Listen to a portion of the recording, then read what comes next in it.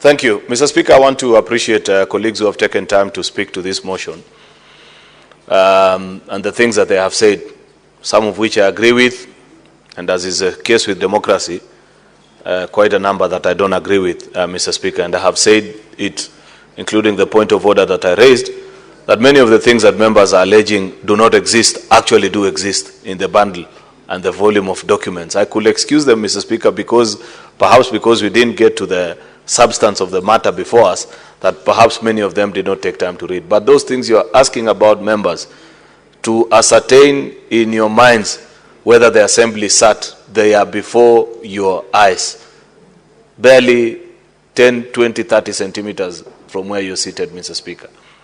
Be that as it may, Mr. Speaker, I appreciate that there has been a protracted debate before us since morning with both councils for the assembly and those of the governor, trading accusations against the other on whether a sitting actually happened. You know, members, we live in Kenya.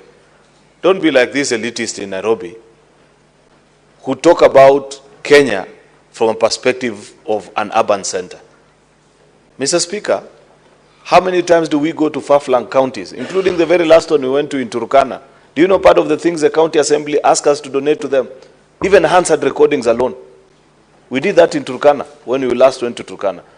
So we must also appreciate that our county assemblies need our support a big time, both in terms of technical support and even materially.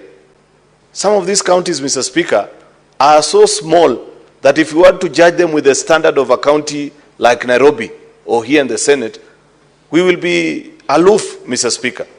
If you expect that they have CCTVs, they have cameras, Mr. Speaker, you are asking too much of a county that in 2016, I was part and parcel of the budget committee, Mr. Speaker, that looked at the state of county like Isiolo and Nyandarua, Mr. Speaker, and accepted that despite the fact that we have 47 counties, there are 5 counties that there was no way, without being granted a conditional grant, was going to have a county headquarters.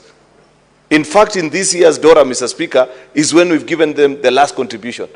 That is why, and council for, I think, the assembly, did not do a good job at expounding to you members to understand that actually the governor and the county assembly share an office.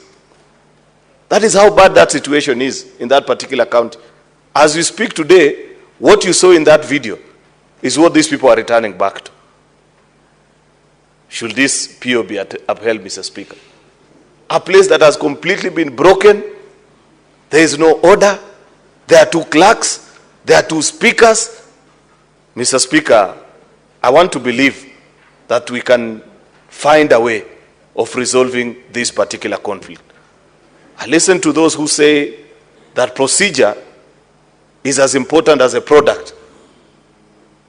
But also the product, Mr. Speaker, must be informed by the process. If at the time of voting, there were guns that were blazing outside and stones being thrown into the assembly, Mr. Speaker, as the assembly is saying, how good a record can you keep? There must be an issue beyond procedure that we need to look at, Mr. Speaker. I listen to colleagues here who have said that take some of these matters that are beyond just the governor and the county assembly to the committee on devolution. But what is the record, Mr. Speaker, on us as a house resolving that matters? As we speak today, I think I saw a flash news yesterday that Nyamira has again, I think, erupted the county assembly. You remember the matter that we had here before us? I think 8 or 10 MCAs were expelled yesterday, meaning we have never been able to resolve these issues. Our colleagues that serve in devolution committee, I want them to request of them, Mr. Speaker, that they treat these matters with the urgency that they deserve. I have served in devolution committee before, Mr. Speaker. This is one of the premier committees of this house. A committee that on their own volition, anytime you notice a matter of this magnitude in a county, even before an impeachment motion is brought, Mr. Speaker, we used to visit. So Senator Abbas and the team that serves with you in devolution committee, I want to request, the same way that you have committed and have said that there are many, many issues that you think needs to be resolved. For example, Senator Fatuma, our colleague, has raised a very important question. When you tell the assembly to go back and follow the right procedure, under which speaker now? First of all, where will they meet? Mr. Speaker, there are very serious issues. I want to request Senator Abbas.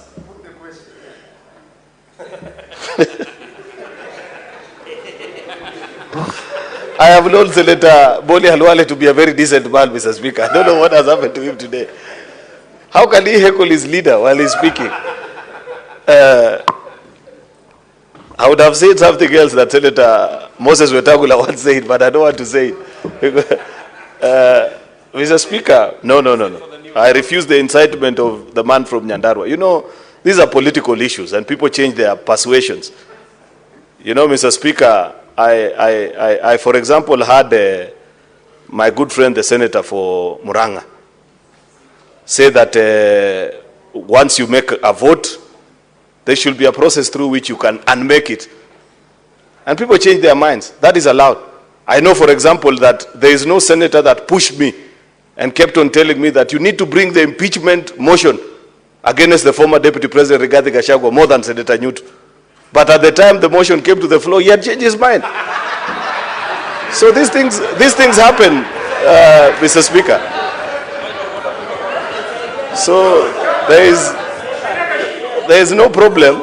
People change their minds.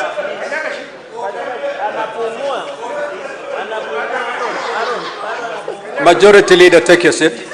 Majority Leader. Yes, sir. There is a point of order directed at you. Mr. Speaker, the Majority Leader is a respectable person, having been elected to this House for 3 times. For him to say that I pushed him to move the motion of impeachment against the second Deputy President, Rigathi Gachagua, Mr. Speaker, there cannot be a worse liar than the Majority Leader. Mr. Speaker, I have always made my stand known. This is my right of reply. This is my right of reply. Order, honorable senators. Now, Senator Nyutu. Senator Nyutu, I gave you the opportunity to raise your point of order. First, you need to state under what standing order you are raising your point of order. 105, Mr. Speaker. Mr. Speaker, every senator here, as per that particular standing order, Mr. Speaker, 105,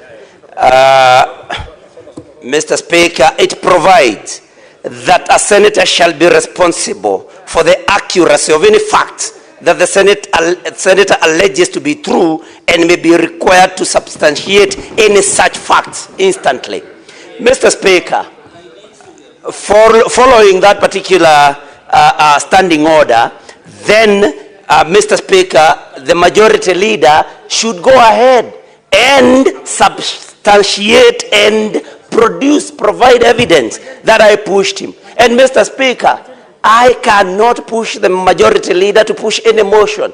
I am only a first-term senator. These are senator, and if I was going to be that powerful, Mr. Speaker, that I can push the Majority Leader to move a particular motion, Mr. Speaker, then, in fact, now, if I had that power, I would be pushing him to initiate a motion to impeach the president, Mr. Speaker. That is what I would push him really hard to do. But of course, I know he cannot do that. So, Mr. Speaker, let the Majority Leader withdraw and apologize to me and to this House for soiling my name. Thank you, Mr. Speaker. And the people of Muranga who brought me to this particular House and who respect me.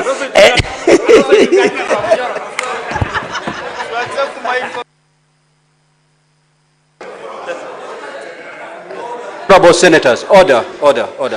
Now, Majority Leader, you have made a certain allegation to the extent or to the effect that the senator for Muranga, Senator Nyutu, pushed you into filing a motion of impeachment against the Deputy President, an assertion that has been disputed vehemently by the senator for Muranga. Could you please proceed to substantiate that allegation? And if you're unable, Mr. Speaker, to withdraw. Mr. Speaker,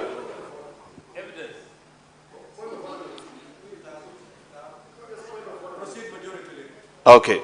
Mr. Speaker, how can you allege something against yourself?